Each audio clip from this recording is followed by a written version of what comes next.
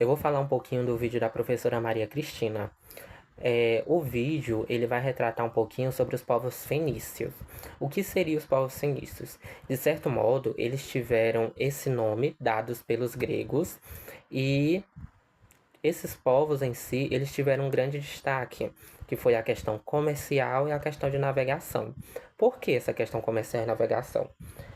Para a época, eles, de certo modo, tinham um grande desenvolvimento, pois as embarcações que eles construíam facilitavam a questão da comercialização, porque ele tinha acesso a outros povos, tinha acesso a outras regiões, ali pelo sul da África.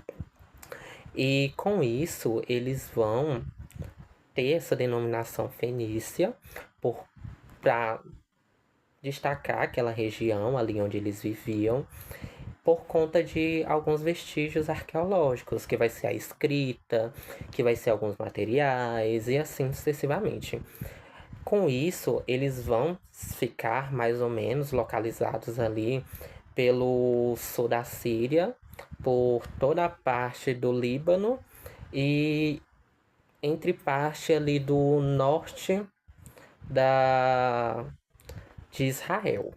E com isso, dentro desses vestígios arqueológicos, vai ter a questão dos deuses que eles veneravam.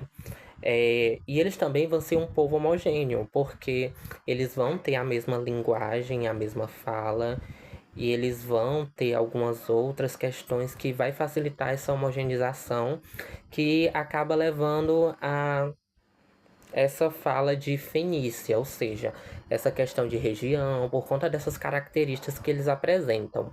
E, no caso, vai ser considerado como cidade-estado.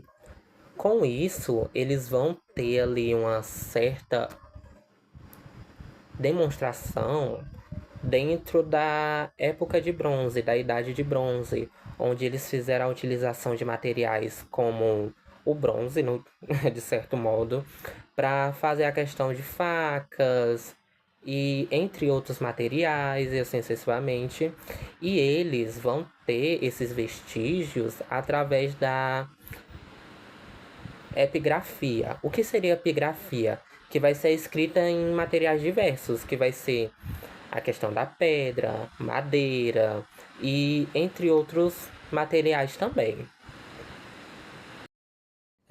Boa noite. Agora eu vou falar um pouquinho sobre o vídeo da professora Maria Beatriz, que ela vai falar a questão das cidades gregas da Grécia Antiga, que eram conhecidas como cidades-estado ou polis, né? E com isso, a professora Maria Beatriz, ela vai explicar que a Grécia não era um país unificado, né? Mas formados por várias cidades independentes, como Atenas e Esparta. E, de certo modo, elas teriam suas próprias leis, governos e costumes, mesmo elas compartilhando a mesma língua. E com isso ela vai destacar que polis não era apenas um estado físico, mas uma forma de organização, de estado, política, que de certo modo a vida pública tinha uma grande importância, né? E essas cidades elas vão acabar surgindo ideias fundamentais para o mundo, na casa o mundo ocidental, né? Que vai acabar acrescentando a cidadania, a participação política, a democracia, que vai ser um espelho, né, para o resto do mundo futuramente. E o vídeo ele vai mostrar que estudar essas cidades gregas ajuda a entender como era que os gregos se relacionavam com o espaço urbano, a política, a religião, a convivência com outras cidades, né, de certo modo.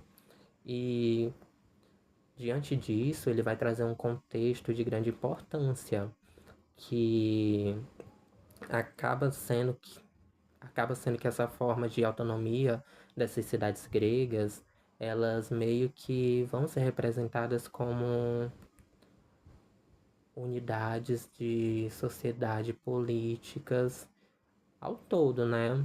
Porque elas vão ter as suas próprias leis, instituições e modos de organizações, que acaba sendo um modelo de influência dentro do desenvolvimento humano, dentro da política ocidental, dentro de alguns outros contextos, né?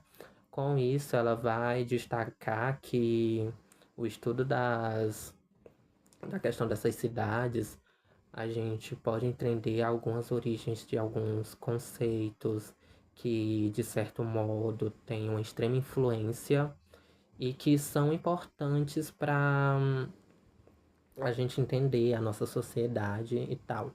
E a Grécia Antiga, ela vai ter esse destaque, essa importância, por conta que ali foi o início de uma civilização onde a política, a democracia foi acontecendo, foi se desenvolvendo, e o mundo em si acabou pegando como espelho, né?